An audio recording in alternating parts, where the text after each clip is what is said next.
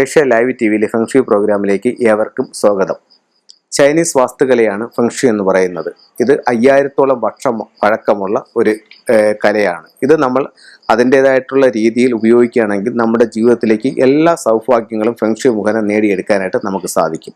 ഇനി ഒരു വീടിൻ്റെ പ്രധാന വാതിൽ, ആ വാതിൽ എവിടെ ആയിരിക്കണം, ആ വാതിൽ എങ്ങനെയുള്ള സൗഭാഗ്യങ്ങളാണ് തരുന്നത്, വാതിലിൽ എന്തൊക്കെ കാര്യങ്ങൾ ശ്രദ്ധിക്കേണ്ടത് എന്നുള്ളതാണ് ഇന്ന് ഞാൻ നിങ്ങളുമായിട്ട് ഷെയർ ചെയ്യുന്നത്.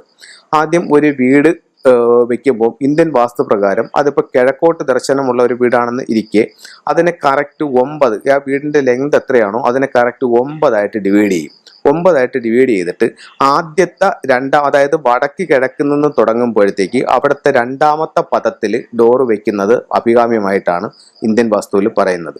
അതുപോലെ തന്നെയാണ് 4, 5, 6 പദങ്ങളിലും ഡോറ് വളരെ ഉത്തമമായിട്ട് പറയുന്നുണ്ട്. ഇത് ഇന്ത്യൻ വാസ്തുവിൻ്റെ ഒരു തിയറിയാണ്. അത് കഴിഞ്ഞിട്ട് ഫെങ്ഷി പ്രകാരം പറയുകയാണെന്നുണ്ടെങ്കിൽ ആ വീടിൻ്റെ ഫേസിംഗ് ഡിഗ്രി എടുക്കുക, ആ വീട് പണി കഴിപ്പിച്ച വർഷം എടുക്കുക, വർഷം എടുത്തിട്ട് അതിൻ്റെ ഫ്ലൈങ് സ്റ്റാർ എടുക്കുക, ഫ്ലൈങ് സ്റ്റാർ എടുത്തിട്ട് ഡോറ് നിൽക്കുന്ന ഭാഗത്ത് ഏത് നക്ഷത്രമാണ് നിൽക്കുന്നത് ആ നക്ഷത്രത്തെ അനുസരിച്ചായിരിക്കും ഓരോ വീടിൻ്റെയും ഫലം വാസ്തുപ്രകാരം പറയുന്നത്. പിന്നെ മെയിൻ ഡോർ എന്ന് പറയുമ്പോഴത്തേക്ക് അത് ഇപ്പം 2 തുറക്കുന്ന ഡോറുകളുണ്ട്. ആ ഡോറുകൾ വളരെ നല്ലതാണ്. പക്ഷേ 2 ഡോറിൻ്റെയും ഒരേ അളവ് തന്നെ ആകാനായിട്ട് വളരെയധികം ശ്രദ്ധിക്കേണ്ടതുണ്ട്. കട്ടള വയ്ക്കുമ്പോഴത്തേക്ക് ഇപ്പം പല വീടുകളിലും കണ്ടുവരുന്ന ഒരു കാര്യം എന്ന് പറയുന്നത് ഈ കട്ടള പണിയുമ്പോഴത്തേക്ക് പ്രധാന വാതിലിൻ്റെ കട്ടള സാധാരണ അടിപ്പടിയും മുകൾപ്പടിയും കൂടെ വെച്ചിട്ടാണ് സാധാരണ പണിയുന്നത്. ഇപ്പോൾ വന്നിട്ട് പലരും അടിപ്പടി ഇല്ലാതെ കട്ടള ചെയ്യുന്നുണ്ട്. അത് മുകളിലത്തെ പടി പിതാവിനെയും താഴത്തെ പടി മാതാവിനെയുമാണ് സൂചിപ്പിക്കുന്നത്. അപ്പം താഴത്തെ പടി ഇല്ലാതിരിക്കുന്ന ഒരു സാഹചര്യത്തിൽ എന്ന് പറഞ്ഞാൽ അത് മാതാവിന് വളരെ ദോഷകരമായിട്ടുള്ള അനുഭവങ്ങൾ വീട്ടിൽ ഉളവാക്കും. അതുകൊണ്ട് നിങ്ങൾ അങ്ങനെ അടിപ്പടി ഇല്ലാത്ത ഏതെങ്കിലും വീടുകളുണ്ടെങ്കിൽ നിങ്ങൾ ഏത് തടിയാണോ അതിന് ഉപയോഗിച്ചിരിക്കുന്നത് ആ തടി തന്നെ എടുത്ത് അടിപ്പടിയും കൂടെ ചെയ്ത് വെക്കേണ്ടത് വളരെ അത്യാവശ്യമാണ്.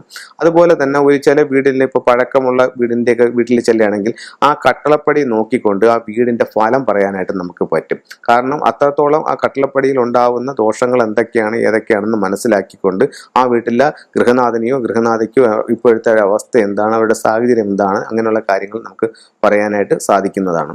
അത് പ്രധാന വാതിലിൻ്റെ ഫലങ്ങളെന്ന് പറയുമ്പോഴത്തേക്ക് ഇത്തരത്തിൽ കടന്നു പോകുന്നതാണ്. പിന്നെ അത് കഴിഞ്ഞിട്ട് വാസ്തുശാസ്ത്രപരമായിട്ട് നമുക്ക് ഞാൻ പറഞ്ഞു 9 പദങ്ങളായിട്ട് തിരിക്കുക.